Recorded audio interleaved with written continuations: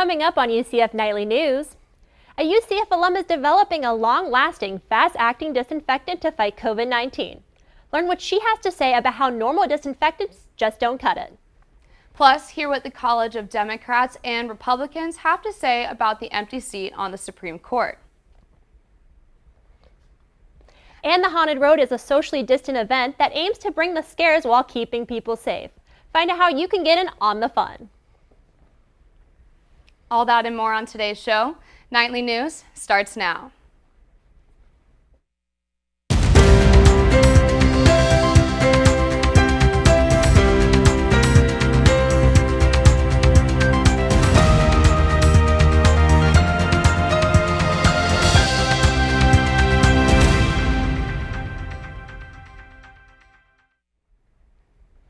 Good afternoon and welcome to Nightly News. I'm Jenna Ehrlich.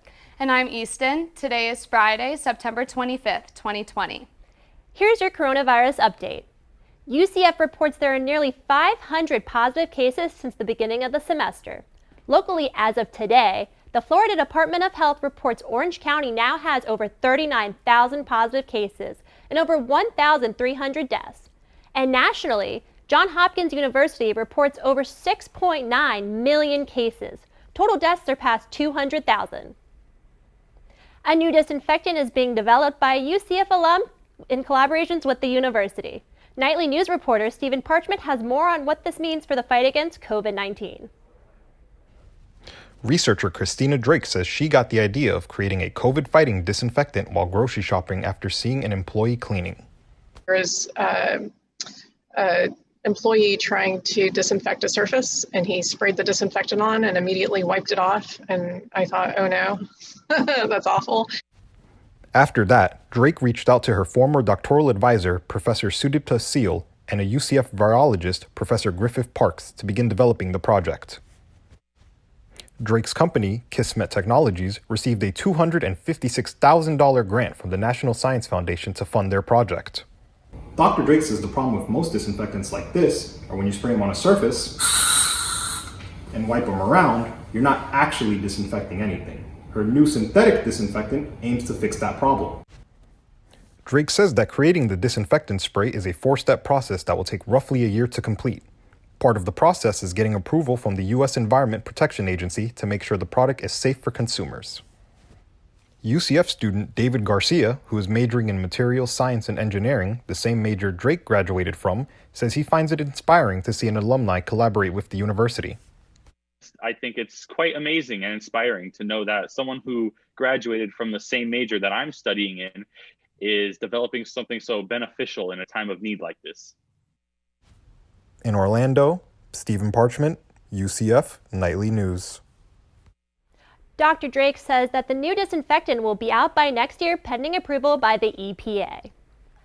Some UCF engineering students can't seem to keep their heads out of the clouds as they work on new technology. Nightly News reporter Peyton Maciejewski tells us how this device is enhancing solar energy in Central Florida.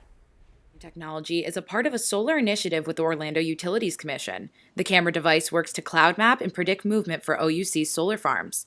The project between UCF and OUC is not the first, and Professor Mark Steiner says it will not be the last. We put together one box, basically, and we showed that it can work. And of course, with any project that we do, there's always more that we can do. Steiner will continue to head the second portion of the project with the student design team. This 2.0 system will expand boxes and collect more data to provide OUC with better solar farm predictions. OUC project engineer and UCF alum Ruben York says this technology is proving that other energy sources are credible. The major improvement it's going to make is really increasing the reliability of solar. And so as we increase solar's reliability, we actually open ourselves up to a whole new world of potential resources. York says students working on the project will gain deeper knowledge on how these systems work in real time. The Skycams are working on the perimeters of 2 OUC solar farms in the Central Florida area. The farms provide power for over 2,000 homes. In Orlando, Peyton Maciejewski, UCF Nightly News. To learn more about their solar energy initiative, visit ouc.com. Now let's take a look at our weather. How's it looking outside, Katie? Thanks, Easton. So right now, current conditions are looking really nice. It's currently 87 degrees. Humidity is at 65%. We have a wind coming in from the southwest at about 6 miles per hour, and your chance of rain right now is 35%, so you might not need that umbrella today. The low will be 78 degrees. Humidity is going to be at 88%. We'll have a southeast wind coming in at 7 miles per hour, and the chance of rain will be 60%, so you'll probably want to bring that rain jacket tonight. All right, back to you guys. When we return, President Trump plans on creating a patriotic education commission. Stay tuned to see what UCF professor has to say about it. And hear what UCF college Democrats and Republicans are saying about tomorrow's possible Supreme Court nomination. We'll be right back.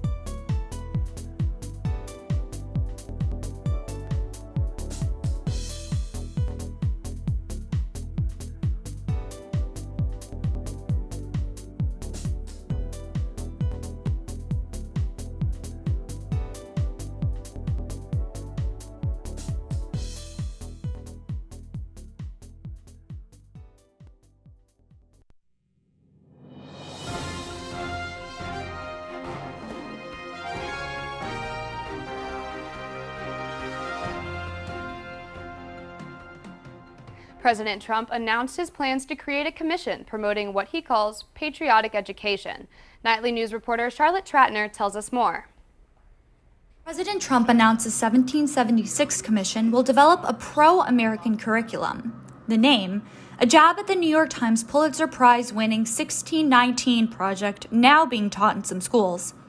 However, Barbara Gannon, an associate history professor, says patriotic education should not ignore America's past. The way forward for what people call patriotic education is not diminishing the flaws or pretending it didn't happen. Gannon says teaching students a unified version of history today is difficult because of different sources found on the internet and social media. Karen Baraima, a professor and coordinator in the College of Community Innovation and Education, says teaching one historical perspective is dangerous. A blind patriotism is probably the most dangerous thing we could ever have. We need students, again, according to age, to understand the flaws and the strengths and how we can improve it. But Aubrey Jewett, a political science professor, says it is likely this pro-American curriculum is politically motivated. The 1776 Commission, at least as much as it is the policy, it's about the political. He's trying to show his supporters that they're sort of fighting against what they perceive to be something that's wrong. Jewett says the federal government can't control what is taught in schools. The decision to implement education changes lies with the state and local government. In Orlando, Charlotte Tratner, UCF Nightly News. Although the federal government cannot control what is taught in schools, they can offer grants that develop our particular patriotic curriculum. President Trump says he will announce his pick to replace Ruth Bader Ginsburg tomorrow. UCF Knightly News reporter Kai Rodriguez brings us up to date on what political groups on campus are thinking. With an open seat in the Supreme Court, Republicans and Democrats have opposing views on who should nominate the next justice. Director of Affairs for the College of Democrats, Zoe Kauser, says there is concern about President Trump not being held to the same standard that President Obama was held to. Obama was encouraged to not propose a nomination until after the inauguration because they said that a president shouldn't be nominating someone within the last few months of their presidential term. Kauser also says when Justice Scalia passed in February of 2016, when Obama was up for re-election in November, that was a longer period of time than we are seeing now. Much of the conflict we are seeing today is due to the fact that Senate leaders are saying they are going to accept a nomination within the last few months of a president's term, when 4 years ago they said they would not. College Republicans Chairman Didi Malka says there are two main differences between what happened 4 years ago in Obama's presidency and today. Barack Obama was in a lame duck presidency, meaning that he was serving the last year of his second term, and now President Trump is not in that position, as well as the fact that the Senate back in 2016 was held by a different party than the president. Malka says there is no new precedents being set. He points out that the current president is of the same party as the Senate and says nearly every single time that has happened in the past, the nomination has gone through. In Orlando, Kai Rodriguez, UCF Nightly News. Justice Ginsburg will lie in the state at the U.S. Capitol today, becoming the first woman and first Jewish American to do so. Election day is just a month and a half away. Have you registered to vote? Local officials told me that students should start making voting plans now. Since Memorial Day, Orange County Supervisor of Elections Bill Cowles says over 140,000 mail-in ballots have been requested. First step is to make sure you have a request. And you can do that because we have a tracker system on our website, and you can look yourself up to see if you have a vote by mail request. And if not, you can make your request online or by calling the office. Cowles says the first wave of vote by mail ballots will go out next Wednesday, but it's not too late to get yours. Just request it before October 24th. If you decide to vote at a polling station, Cowles says things will look a little different this election. Once you go inside, there'll be markings on the floor for distance from the check-in spots. We've bought plexiglass shields to put between the voter and the poll worker. Just 2 years ago at the midterm elections, lines wrapped twice around this parking lot, and that was before social distancing. Cowles says more polling locations have been opened to shorten those lines, but the best way to avoid them is to vote early. The Orlando Sentinel reported 2.7 million Floridians cast mail-in ballots during the August primary, but 33,000 of them were rejected. Dr. Aubrey Jewett is a professor of political science at UCF. He says to make sure your vote counts, don't procrastinate, and track your ballot online. Make sure you fill out your ballot correctly, make sure you write your signature on that envelope, and make sure that you mail it back early. If you do those things and you're voting by mail, you're going to be golden. It's going to work out. In Orlando, Easton Underdahl, UCF Nightly News. Cowles is a proud UCF graduate and encourages his fellow Knights to vote smart and make sure all current information, like addresses, are up to date. To check your voting info, you can visit vote.org. Fall officially started this week. Stay tuned to find out what cooler weather may be coming our way. Plus, the entertainment industry is adjusting to a virtual platform. Check out how one UCF a cappella group is singing their way to the top of the competition. All that when we return.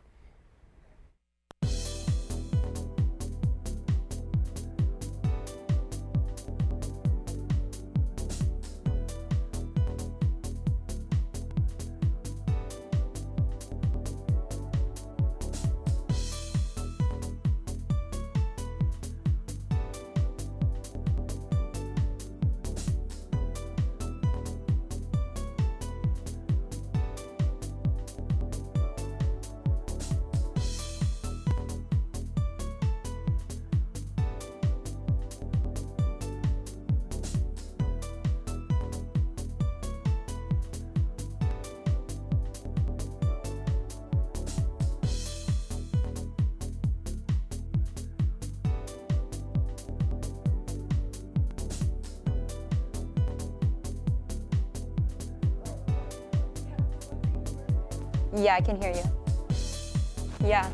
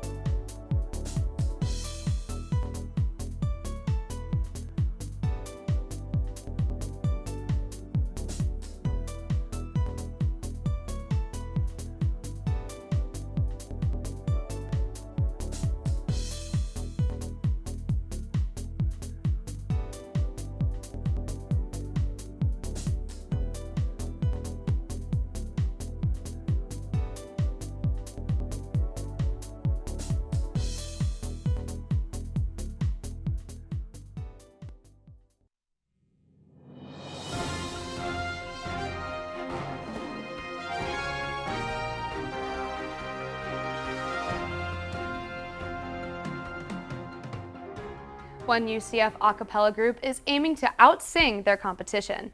UCF Nightly News reporter Monica Seeley tells us more about how they are singing through the pandemic. COVID-19 presents many obstacles for performers in the entertainment industry. Social distancing and crowd restrictions are responsible for the postponement of many concerts and festivals. One UCF a cappella group called VoiceBox is experiencing setbacks due to these restrictions. Executive Director Jensen Murray says it is challenging because the group has not been able to meet in person and rehearse since the start of the pandemic. This is our joy, it's our outlet, it's our, relaxation. And so, and we're all such close friends, we miss each other. We just want to be around each other. Murray says the group was preparing for their next competition before it got canceled. But with new challenges comes new opportunities. VoiceBox is taking their stage presence to a virtual platform. Like other entertainment events, a cappella competitions are going digital. VoiceBox is competing in Upstaged 8, the biggest international college a cappella championship ever. UCF's VoiceBox was one out of 32 schools that made the final cut. Fans can scroll through the pre-recorded performances and vote for their favorite group from each bracket. Creative Director Hallie Swaggart says this competition is important to VoiceBox and the entertainment industry. Is giving everyone, high school students, college students, the opportunity to still share their art with the world, although we can't be together. VoiceBox is competing to win more than $10,000 for its group and a charity of its choice.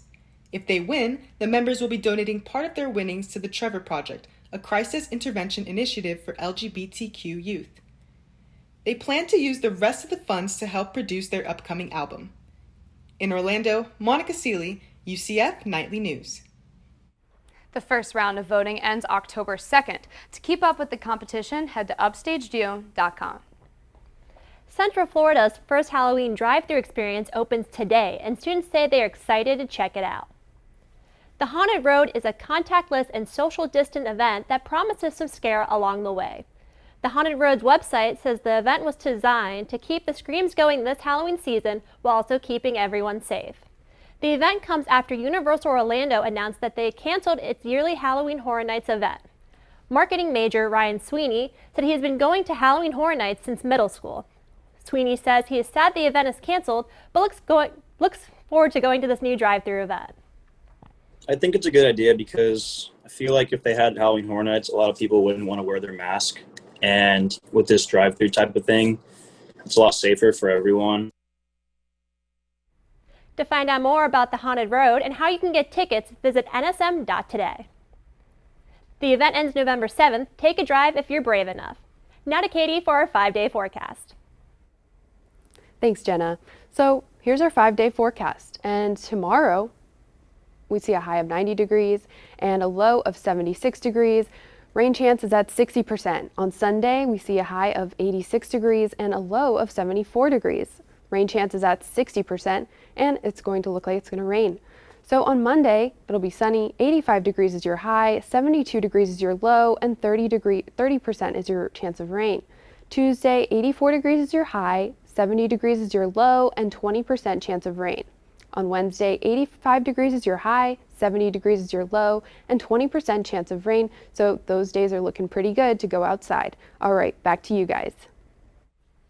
Coming up in sports, find out how one UCF faculty member is fighting social injustices and why he says it's important for athletes to fight too. And stay up to date on all things UCF football. We'll be right back.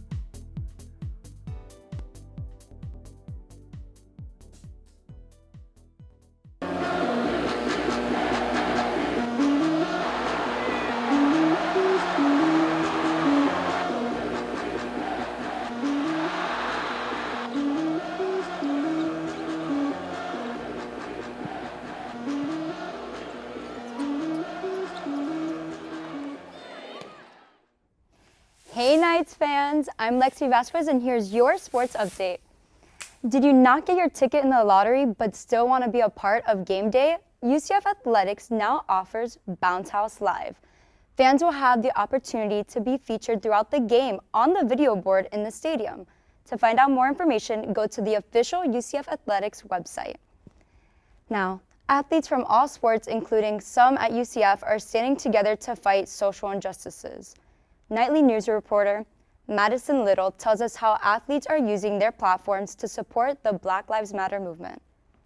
Some athletes are showing their support by wearing the names of police brutality victims on their uniforms, kneeling or not participating in the national anthem, and standing in unity before games. UCF's football team released a statement earlier this season stating that they too are standing with the movement and even made their season debut wearing these patches sewn into their uniforms. But the issue has sparked some controversy. Some people say the Black Lives Matter movement is political and they believe sports and politics should remain separate. But in the midst of controversy, one UCF faculty member is continuing his lifelong fight against social injustices.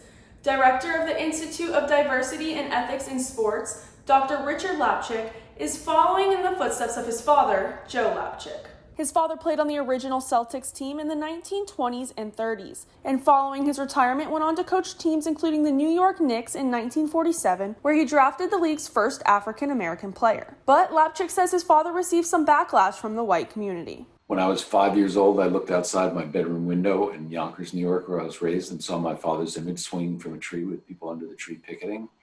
And for several years after that, I'd pick up the extension phone in the house, my dad not knowing I was listening, and it was racial epithet after racial epithet being hurled at him. Lapchick follows close behind his father and says it is his lifelong journey to fight social injustices. He says now more than ever it is important for athletes to use their platform and their publicity to support Black Lives Matter. They see somebody they really admire standing up tall, making these statements in the leagues. I think it encourages young people to get involved. Lapchick is continuing his fight by speaking to sports organizations across the country about what they can do to make a difference. In Orlando, Madison Little, UCF Nightly News. Despite the controversy in sports, UCF football is gearing up once again to take on East Carolina University tomorrow at noon. Unfortunately, I won't be able to attend the game, but I'll definitely be watching. Well, those are all the sports updates I have for you today. Back to you, Jenna and Easton. Well, Jenna, I answered that lottery, did you? I did not, but I hope that I get to at least be a part of that Bounce House Live, don't you? Oh my gosh, I do, but you know what? You better make sure that you check your emails if you get that winning email because you only have one day to confirm it. So. Oh, wow.